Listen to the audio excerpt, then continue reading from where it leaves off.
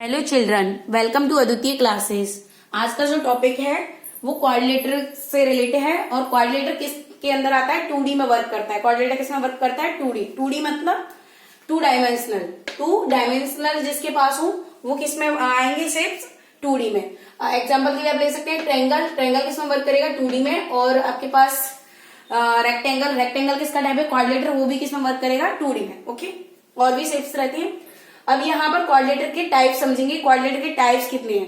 Types और भी होते हैं, लेकिन अभी यहाँ पर 4 ही एग्जाम्पल, क्योंकि बोर्ड पर भी स्पेस कम था तो कम ही 4 ही लिए। Squares, rectangle, rhombus and parallelogram को शॉर्ट में राइट किया है। पैरेलल लाइन और ग्राम। ग्राम को GRM कुछ टीचर लिखते हैं और ग्राम को हम GM लिखते हैं, इसलिए मैंने पैरेललोग्राम। ठीक है, तो पैरेलल एंड ग्राम, तो यह हो गया आपके पास parallelogram. Square, rectangle, rhombus and parallelogram में क्या डिफरेंस है ये समझेंगे। सबसे पहले आप ये समझिए कि जो पैरेललोग्राम है उससे ही स्क्वायर है, उससे ही आपके पास रेक्टेंगल और उससे ही आपके पास रोम्बस। ओके, अब यहाँ पर ये डिफरेंस समझेंगे कि स्क्वायर होता क्या है। स्क्वायर क्या है हमारे पास? All sides are. कोऑर्डिनेटर क्या होता है? 4 साइड। कोऑर्डिनेटर हम किसे कहेंगे? 4 साइड्स। 4 साइड्स आर इक्वल, तब आपके पास क्या बनेगा? स्क्वायर। लेकिन कोऑर्डिनेटर 4 साइड्स का होने के साथ ये जरूरी है कि ये 4 साइड्स क्लोज फिगर में हो। ठीक है, अगर क्लोज है तो आपके पास क्या होगा? कोऑर्डिनेटर होगा। अगर मान लीजिए आपने 4 साइड ले ली और ये क्लोज नहीं है, तो इस बिना क्लोज फिगर को, मतलब बिना बंद हुई आकृति की इस शेप को आप कोऑर्डिनेटर नहीं कहेंगे। ओके, तो आपको ये समझ में आ गया कि स्क्वायर में आपको क्या ध्यान रखना है, मतलब ये कोऑर्डिनेटर में क्या ध्यान रखना है कि हमारे पास जो भी साइड्स है, 4 साइड्स अगर है तो वो कैसी होनी चाहिए? क्लोज फिगर में होनी चाहिए। 4 साइड्स भी हो और क्लोज फिगर भी हो, तब आप इसे क्या कहेंगे? कोऑर्डिनेटर। कोऑर्डिनेटर में आपका फर्स्ट है स्क्वायर। स्क्वायर का हो गया कि ऑल साइड्स आर इक्वल, यानी कि ऑल साइड मतलब कितनी साइड्स है? कोऑर्डिनेटर 4 साइड्स होती है, तो 4 sides are equal and every each interior angle is 90 degree. अंदर जो बनने वाले एंगल्स हैं, वर्टेक्स क्या है? वर्टेक्स क्या होते हैं? कॉर्नर होते हैं, ABCD। तो इस वर्टेक्स पर जो भी आपका एंगल फॉर्म हो रहा है वो कितने डिग्री का होना चाहिए? 90 डिग्री का। एंड डायगोनल भी इसके कैसे होनी चाहिए? Perpendicular bisect each other. Okay, इसलिए perpendicular bisect each other rhombus के लिए भी आएगी, इसलिए दोनों को एक साइड में राइट किया है। तो ये भी इन दोनों के बीच में भी क्या है? 90 डिग्री का एंगल। ये भी 90 90 90 90। ओके, एंड 90 ये 90 ये 90 ये 90, यानी कि every each angle interior angle is 90 degree and diagonal bisect each other perpendicular, और ये आपस में कैसे रहेंगे? इक्वल रहेंगे। ठीक है, और अपोजिट साइड्स आर इक्वल। अब यहाँ पर शॉर्ट फॉर्म में राइट किया है कि अपोजिट साइड यानी कि लेंथ और जो ब्रेथ होंगी वो दोनों कैसी होंगी? इक्वल। एंड अपोजिट साइड्स कैसी होंगी? पैरेलल। अब पैरेलल को और समझ लीजिए कि पैरेलल कहते किसे हैं कि आपके पास ये 2 लाइंस है और इनके बीच की जो डिफरेंस रहेगा वो सेम रहे। सेम बोल सकते हैं, कांस्टेंट बोल सकते हैं। कांस्टेंट मतलब फिक्स। ठीक है, अगर आपके पास ये जो डिफरेंस है वो कांस्टेंट यानी कि फिक्स रहे तो आप इसको क्या कहेंगे? ये दोनों लाइंस कैसी हैं? पैरेलल। मान लीजिए आपके पास अगर इधर भी मैं रब कर देती हूँ, स्पेस कम है इसलिए ऐसा। ठीक है, तो आप क्या करेंगे? अगर मान लीजिए आपको इस तरीके से 2 लाइंस दी हैं, ठीक है, ये तो अब यहां पर जो डिफरेंस आप देख रहे हैं कैसा है? कम होता जा रहा है। ठीक है, तो ये पैरेलल लाइन नहीं होगी। पैरेलल लाइन होने के लिए जरूरी है कि वो लाइन एक दूसरे के कैसे हो? पैरेलल होता था, उनके बीच के जो डिफरेंस है वो कैसा रहे? कांस्टेंट रहे। यानी कि मान लीजिए अगर ये 3 सेंटीमीटर का है और यहाँ भी 3 सेंटीमीटर होता है, यहाँ भी 3 सेंटीमीटर, जितनी भी, तो ये जो डिफरेंस रहता है इन दोनों के बीच के जो स्पेस रहता है वो अगर सेम रहता तो ही आप क्या कहेंगे? इन लाइन्स को पैरेलल कहेंगे। ठीक है, तो ये दोनों लाइंस यानी कि अपोजिट साइड्स भी कैसी होती हैं? अपोजिट साइड्स पैरेलल भी होती हैं और इक्वल भी होते हैं। ये और इक्वल क्या? इसमें तो 4 साइड्स इक्वल रहेंगी। क्लियर? यहां पर ये समझेंगे, ये जो डायगोनल है AC और BD, AC और BD, ये भी कैसे रहेंगे? आपस में इक्वल। और ये diagonal bisect each other. Bisect, perpendicular bisect each other का मतलब क्या हुआ? ये दोनों लाइन एक दूसरे को कितने डिग्री के पॉइंट पर काटेंगे? 90 डिग्री एंगल पर। ओके, समझ में आ गया?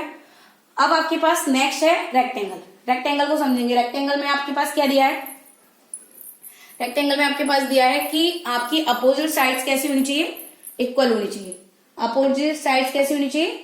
इक्वल। एंड अपोजिट साइड कैसी होनी चाहिए? पैरेलल भी होनी चाहिए। ओके, ABCD आपके पास एक क्लोज फिगर है 4 साइड्स का। ये वाली साइड इसकी इक्वल है और ये वाली साइड इसकी इक्वल है। और ये दोनों आपस में कैसे पैरेलल, यानी कि इनके बीच का जो डिफरेंस भी रहा होगा वो सेम रहेगा। क्यों, यहाँ पर बी है, अगर आप इस लाइन को यहाँ पर भी लेंगे मेजरमेंट करेंगे तो भी आपके पास क्या रहेगा, बी ही रहेगा। ये एल माना है और ये बी माना है, तो L not equal to B. Okay, next आपके पास है कि ऑल एंगल्स जो हैं वो भी कैसे रहेंगे, 90 डिग्री। सेम जैसे इसमें स्क्वायर में था कि ये भी 90 डिग्री पर जो कॉर्नर थे उनके बीच में कितने डिग्री का एंगल बना था, 90 डिग्री, तो यहाँ पर भी 90 डिग्री का। ओके, अब डायगोनल्स जो है वो कैसे होने चाहिए, डायगोनल इसके इक्वल रहेंगे। ये प्रॉपर्टी यहाँ पर भी थी और ये प्रॉपर्टी यहाँ पर भी, पर पैरेललोग्राम और रोम्बस में ऐसा नहीं होगा। ओके, नेक्स्ट आपके पास क्या है, अपोजिट्स एंगल जो है रहेंगे आपके पास, अपोजिट्स एंगल्स आपके पास क्या रहेंगे, ए और सी, मतलब ए सी जो रहेगा और बी डी जो रहेगा वो आपके पास डायगोनल, हिंदी में बोलते हैं डायगोनल को विकर्ण, तो ए सी और बी डी क्या रहेंगे आपस में इक्वल, और ये दोनों लाइन एक दूसरे पे इंटरसेक्ट करेंगे तो ये आपस में कैसी रहेंगी, इक्वल। जैसे ओ ए रीड कीजिए, ओ ए किसकी इक्वल होगी, ओ सी के, ओ बी इक्वल होगी ओ डी के, फिगर के अकॉर्डिंग देखेंगे। ओके, स्पेस कम था बेटा इसलिए मैंने इस तरीके से राइट किया है, पर समझने की कोशिश करेंगे कि पूरे पॉइंट्स मैंने आपको एक ही बार में समझाने की कोशिश की है। ठीक है, और आपके पास क्या रहेगा, रोम्बस। अब यहाँ पर पहले पैरेललोग्राम समझ लेते हैं, उसके बाद चलते हैं रोम्बस पर।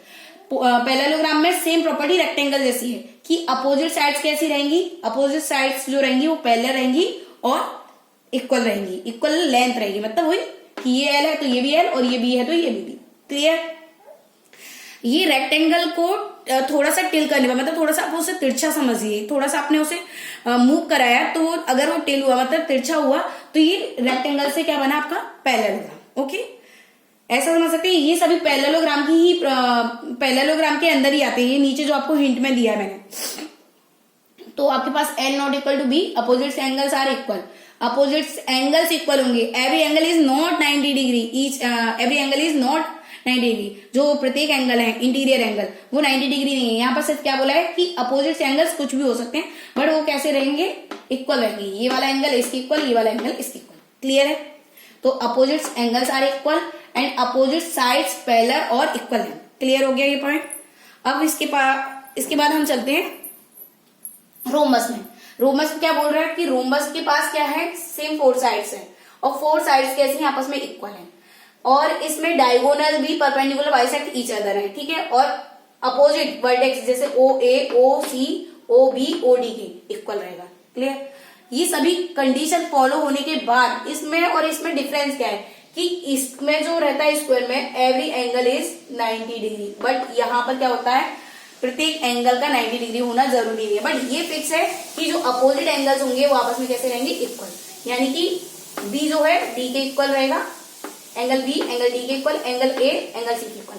और इसमें इक्वल चीज रहती है कि ये जो एडजेसेंट एंगल क्या होते हैं, जस्ट पड़ोसी टाइप से समझ लीजिए, इसका पड़ोसी ये रहेगा, ठीक है, या इसके साथ ले सकते हैं। तो ये दोनों का जब आप मेजरमेंट करेंगे, इन दोनों को जब आप ऐड करेंगे तो एडजेसेंट एंगल जो रहेंगे वो कैसे रहेंगे, 180 डिग्री की। 180 डिग्री किसकी प्रॉपर्टी होती है, सप्लीमेंट्री एंगल की। ओके, दो एंगल्स का सम अगर 180 डिग्री आ जाता है तो हम उसे क्या बोलते हैं, सप्लीमेंट्री एंगल। क्लियर हो गया। सेम ये प्रॉपर्टी इसमें भी फॉलो होगी क्योंकि इसमें भी अपोजिट एंगल्स कैसे हैं, आपस में इक्वल है। ठीक है, अब ये परपेंडिकुलर बाइसेक्ट ईच अदर है तो आपके पास ओ ए इक्वल टू ओ सी, ये मैं आपको पहले ही समझा चुकी हूँ। और यहाँ पर क्या होता है, डायगोनल्स आपस में इक्वल नहीं होंगे। ठीक है, A B C D write कर लो, इसको भी A B C D write करनी चाहिए, A B C D. Clear हो गया।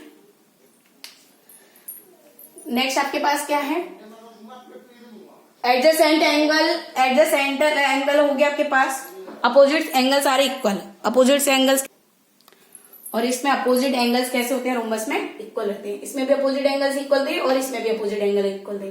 स्क्वायर में जो कितने एंगल है आपके पास, 4, 1 2 3 4, ये 4 एंगल्स कैसे थे, 90 डिग्री, ये भी 4 एंगल 90 डिग्री, ये परपेंडिकुलर बाइसेक्ट ईच अदर है 90 डिग्री, मतलब इन दोनों के बीच, सबके बीच में कितने 90 डिग्री का एंगल, और यहाँ पर 90 डिग्री का एंगल नहीं।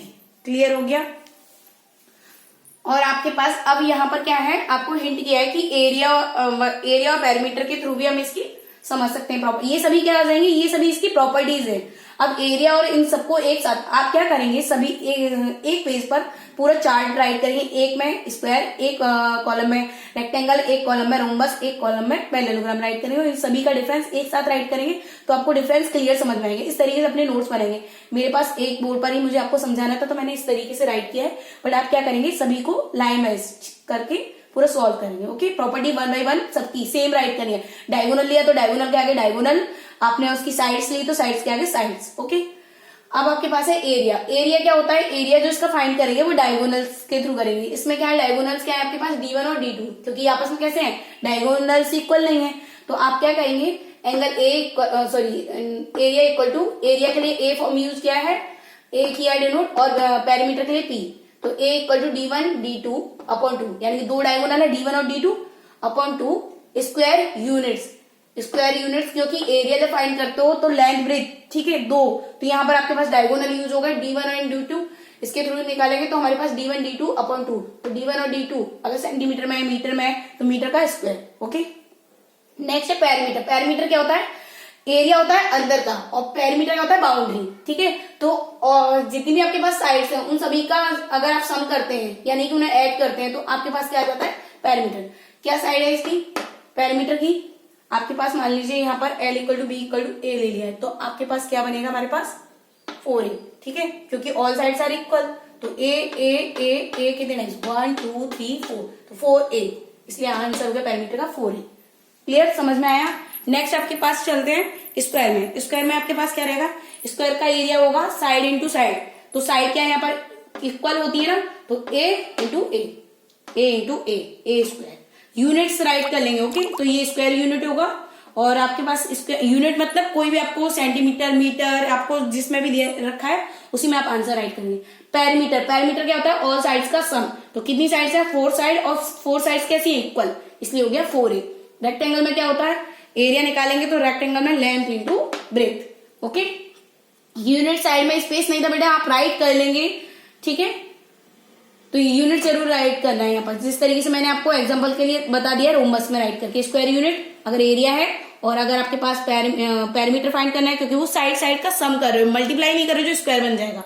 ओके, और आपके पास नेक्स्ट है आपके पास पैरीमीटर 2 ब्रैकेट में L प्लस B। अब ये आया कैसे, ये L और ये B, ठीक है, ये L और ये B, कितनी L हो गई, 2L, और कितनी B हो गई, 2B। तो इस तरीके से 4 साइड्स का जब सम करेंगे तो 2L प्लस 2B, और उसमें से 2 को कॉमन लेंगे तो आपके पास आ जाएगा ब्रैकेट में L प्लस B। क्लियर, समझ में आ गया। नेक्स्ट आपके पास parallelogram A equal to B into H। अब क्योंकि पैरेललोग्राम में क्या है, आपको हाइट फाइंड करनी पड़ेगी, क्योंकि आप उससे क्या कर देते हैं, टिल कर देते हैं। ठीक है, इसलिए वहां पर भी हमने एरिया जो फाइंड किया था वो डायगोनल के थ्रू किया था। ये डायगोनल क्या है, स्क्वायर को थोड़ा सा टिल करने, मतलब स्क्वायर को थोड़ा सा आपने मूव कराया। ऐसा समझिए कोई चीज फिक्स थी, आपने थोड़ा सा उठाया तो वो टिल जो किया मतलब जो थोड़ा सा मूव हुआ तो वो एंगल में डिफरेंस पड़ा, इसलिए क्या है वो रोम्बस बन गया स्क्वायर से, और रेक्टेंगल से क्या बन गया, पैरेललोग्राम। तो रेक्टेंगल का एरिया जब फाइंड करेंगे तो उसकी हाइट फाइंड करनी पड़ेगी। हाइट फाइंड करने के लिए आप क्या करेंगे, किसी भी कॉर्नर को पकड़ेंगे और वहां से एक परपेंडिकुलर लाइन ड्रॉ करेंगे। तो ये परपेंडिकुलर लाइन ही, क्योंकि हाइट जो मेजरमेंट करते हैं तिरछी, आप कहीं से भी ऐसे मूव नहीं करा सकते कि ऐसे लाइन बना दी या ऐसे करके आप मूव कराएं, नो, आपको जो हाइट मेजरमेंट करना पड़ेगा वो परपेंडिकुलर ही करना पड़ेगा। इसलिए किसी भी एक कॉर्नर से आप एक लाइन ड्रॉ करेंगे और परपेंडिकुलर ड्रॉ करेंगे। वो परपेंडिकुलर ये जो लाइन रहेगी वो क्या बताएगी हमें, हाइट इसकी, किसकी, पैरेललोग्राम की। तो पैरेललोग्राम का जो एरिया होगा वो area equal to base into height, B मतलब बेस इंटू हाइट, और पी मतलब पैरीमीटर। यहाँ पर आपको यूनिट राइट करनी है, बी और एच दोनों ही किसमें रहेंगी, सेंटीमीटर या मीटर में, तो सेंटीमीटर स्क्वायर राइट करना है। ओके, पैरीमीटर हो गया 2 लेंथ प्लस ब्रेथ। ओके, तो पैरीमीटर सेम रहेगा, क्यों रहेगा, क्योंकि इसमें कितनी है, इसकी अपोजिट साइड सारी इक्वल ना, तो ये L, तो L कितनी होगी 2L, और आपके पास साइड इसमें ब्रेथ में गया B एंड ये भी B रहेगी, BB 2B।